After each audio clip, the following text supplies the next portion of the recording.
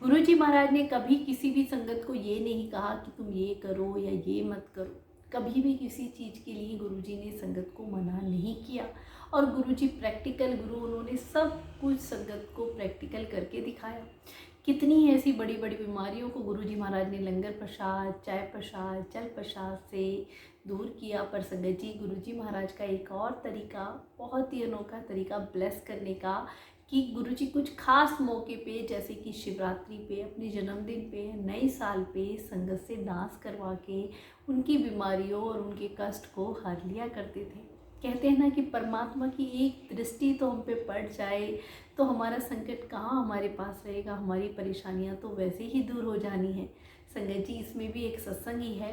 एक आंटी जो गुरुजी महाराज, जिनकी कमर में इतना पेन था कि वो हिल डुल भी नहीं सकती थी, और गुरुजी ने उनसे कहा कि आंटी चल डांस कर। अब आंटी कहती है कि गुरुजी आप कैसे कह रहे हैं, मैं तो हिल डुल भी नहीं सकती हूँ, मेरी कमर में इतना दर्द है। तो गुरुजी बोले, गुरुआनु कभी मना नहीं करते। और आंटी हिम्मत करके उठती हैं और कुछ ही मिनट डांस करती हैं। संगत जी, इस डांस करते करते ही गुरुजी महाराज की जो दिव्य दृष्टि, कहते हैं ना, हमारे पूरे शरीर का गुरुजी एक्सरे कर लिया करते, और जहाँ भी शरीर में जिस भी अंग में हमें कोई बीमारी होती उसको दूर कर दिया करते थे। कौन कर सकता है संगत जी, ऐसे केवल परमात्मा के अलावा कोई नहीं कर सकता। और आंटी का कुछ ही देर में, कुछ ही मिनट डांस करने से कमर दर्द बिल्कुल गायब हो जाता है और लाइफ में कभी नहीं होता है।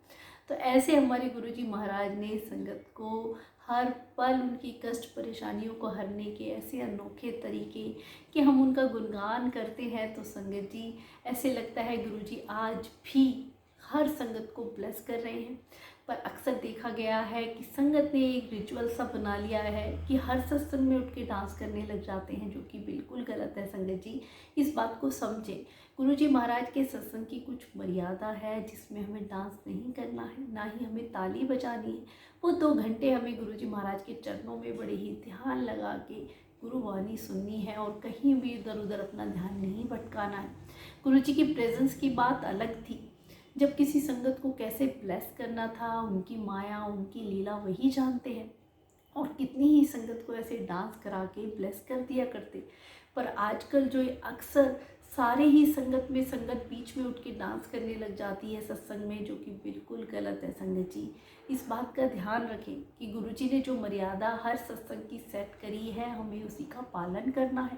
हाँ, आपका मन है, कहते हैं ना, दुनिया के लिए तो सब नाचते हैं, अपने भगवान के लिए नाचें।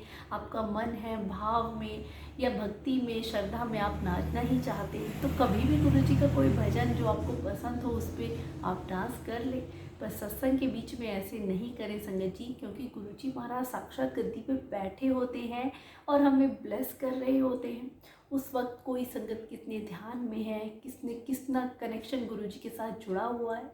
तो जब हम ऐसा करते हैं तो वो ध्यान भी भंग होता है। और गुरुजी एक शक्ति के रूप में जब गद्दी पे बैठे होते हैं तो अपनी कृपा सब संगत पे बरसा रहे होते हैं। तो संगत जी, गुरुजी महाराज ने हर संगत को जिस तरीके से ब्लेस किया और आज भी कर रहे हैं, आपने देखा होगा लाखों करोड़ों लोग गुरुजी से जुड़ रहे हैं। गुरुजी के बड़े मंदिर में भी जाते हैं तो कितना रश होने लग गया है। हर कोई संगत ऐसे भागम भाग गुरुजी के दर्शन के लिए तरस रही है संगत जी। पर सबसे पहले हमें गुरुजी महाराज के बताए हुए वचनों पे चलना है। असल में हम गुरुजी से तभी जुड़ सकते हैं। जय गुरुजी, शुक्राना गुरुजी।